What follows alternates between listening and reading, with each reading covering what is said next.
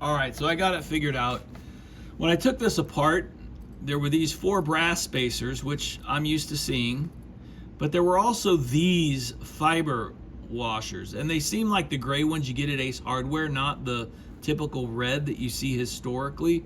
And I assumed since 2 of the screws on this thing were regular, just slotted screws instead of the originals, so obviously somebody had been in this thing at some point. So I just assumed they couldn't find these tiny washers, and they used these in conjunction with the, some of the original.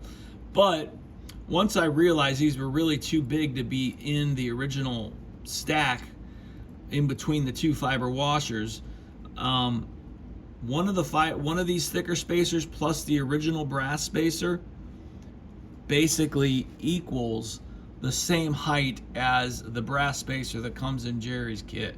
Exactly, like 0.15.